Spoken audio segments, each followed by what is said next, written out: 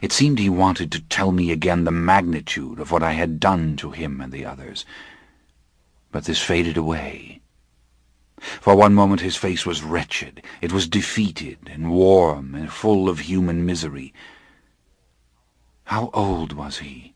I wondered. How long ago had he been a human who looked like that? He heard me, but he didn't give an answer. He looked to Gabrielle, who stood near the fire, and then to me, and silently he said, "Love me.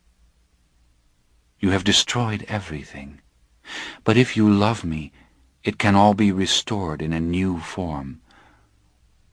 Love me." This silent entreaty had an eloquence, however, that I can't put into words. "What can I do to make you love me?" he whispered. "What can I give? The knowledge of all I have witnessed, the secrets of our powers, the mystery of what I am?" It seemed blasphemous to answer, and as I had on the battlements I found myself on the edge of tears. For all the purity of his silent communications, his voice gave a lovely resonance to his sentiments when he actually spoke. It occurred to me, as it had in Notre Dame, that he spoke the way angels must speak, if they exist. But I was awakened from this irrelevant thought, this obviating thought, by the fact that he was now beside me. He was closing his arm round me and pressing his forehead against my face. He gave that summons again, not the rich, thudding seduction of that moment in the Palais Royal, but the voice that had sung to me over the miles, and he told me there were things the two of us would know and understand as mortals never could. He told me that if I opened to him and gave him my strength and my secrets, that he would give me his. He had been driven to try to destroy me, and he loved me all the more that he could not. That was a tantalizing thought. Yet I felt danger. The word that came unbidden to me was beware. I don't know what Gabrielle saw or heard. I don't know what she felt. Instinctively I avoided his eyes. There seemed nothing in the world I wanted more at this moment than to look right at him and understand him, and yet I knew I must not. I saw the bones under Les Innocents again, the flickering hell-fires I had imagined in the Palais Royal, and all the lace and velvet in the 18th century could not give him a human face. I couldn't keep this from him, and it pained me that it was impossible for me to explain it to Gabrielle, and the awful silence between me and Gabrielle was at that moment almost too much to bear. With him I could speak. Yes. With him I could dream dreams. Some reverence and terror in me made me reach out and embrace him, and I held him, battling my confusion and my desire. "Leave Paris, yes," he whispered, "but take me with you. I don't know how to exist here now. I stumble through a carnival of horrors. Please." I heard myself say, "No." "Have I no value to you?" he asked. He turned to Gabrielle. Her face was anguished and still as she looked at him. I couldn't know what went on in her heart, and to my sadness I realized that he was speaking to her and locking me out. What was her answer? But he was imploring both of us now. "Is there nothing outside yourself you would respect?" "I might have destroyed you tonight," I said. "It was respect which kept me from that." "No," he shook his head in a startlingly human fashion. "That you could never have done." I smiled. It was probably true. But we were destroying him quite completely in another way. "Yes," he said, "that's true. You are destroying me. Help me," he whispered. "Give me but a few short years of all you have before you, the two of you, I beg you. That is all I ask." "No," I said again. He was only a foot from me on the bench. He was looking at me, and there came the horrible spectacle again of his face narrowing and darkening and caving in upon itself in rage. It was as if he had no real substance. Only will kept him robust and beautiful, and when the flow of his will was interrupted, he melted like a wax doll. But, as before, he recovered himself almost instantly. The hallucination was past. He stood up and backed away from me until he was in front of the fire. The will coming from him was palpable. His eyes were like something that didn't belong to him, nor to anything on earth. And the fire blazing behind him made an eerie nimbus around his head. "I curse you," he whispered. I felt a jet of fear. "I curse you," he said again, and came closer. "Love mortals, then, and live as you have lived, recklessly, with appetite for everything, and love for everything. But there will come a time when only the love of your own kind can save you." He glanced at Gabrielle. "And I don't mean children such as this."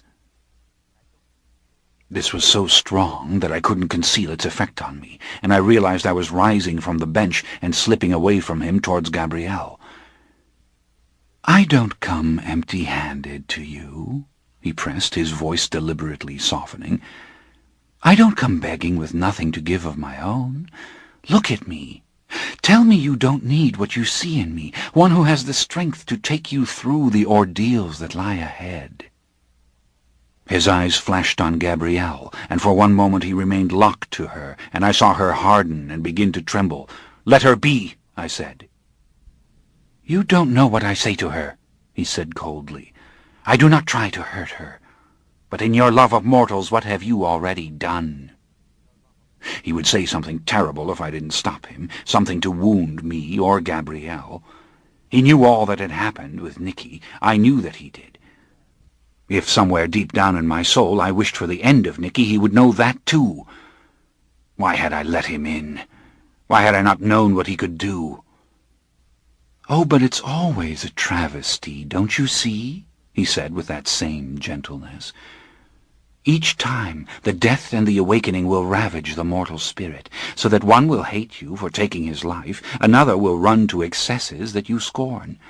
A third will emerge mad and raving, another a monster you cannot control. One will be jealous of your superiority, another shut you out." And here he shot his glance to Gabrielle again and half smiled. "And the veil will always come down between you. Make a legion.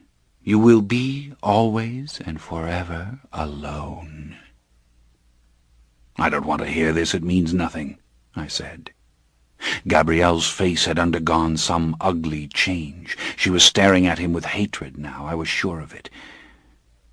He made that bitter little noise that is a laugh but isn't a laugh at all. "Lovers with a human face," he mocked me. "Don't you see your error? The other one hates you beyond all reason, and why, the dark blood has made her even colder, has it not? But even for her, strong as she is, there will come moments when she fears to be immortal, and who will she blame for what was done to her?" "You are a fool," Gabrielle whispered. "You tried to protect the violinist from it, but you never sought to protect her."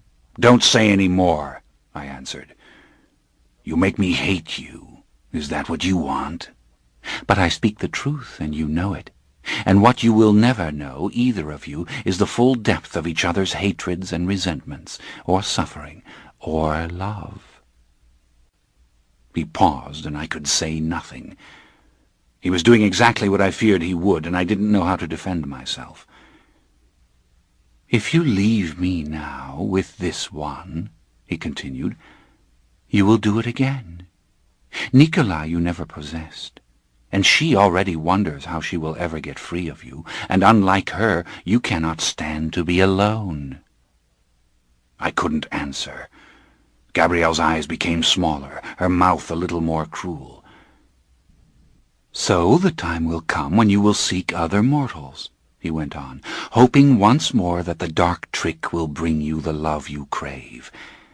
And of these newly mutilated and unpredictable children, you'll try to fashion your citadels against time. Well, they will be prisons if they last for half a century. I warn you, it is only with those as powerful and wise as yourself that the true citadel against time can be built. The citadel against time. Even in my ignorance, the words had their power, and the fear in me expanded, reached out to compass 1,000 other causes. He seemed distant for a moment, indescribably beautiful in the firelight, the dark auburn strands of his hair barely touching his smooth forehead, his lips parted in a beatific smile.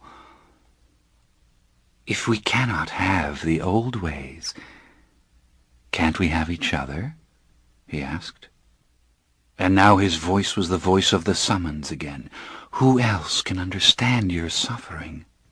Who else knows what passed through your mind the night you stood on the stage of your little theater and you frightened all those you loved?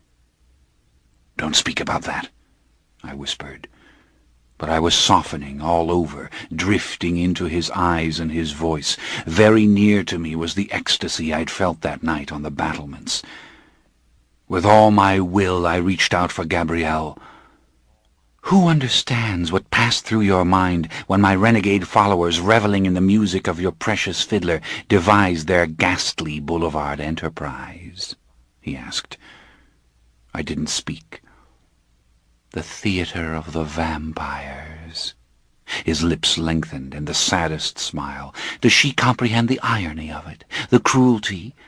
Does she know what it was like when you stood on that stage as a young man and you heard the audience screaming for you, when time was your friend, not your enemy as it is now? When in the wings you put out your arms and your mortal darlings came to you, your little family, folding themselves against you. Stop, please! I ask you to stop. Does anyone else know the size of your soul?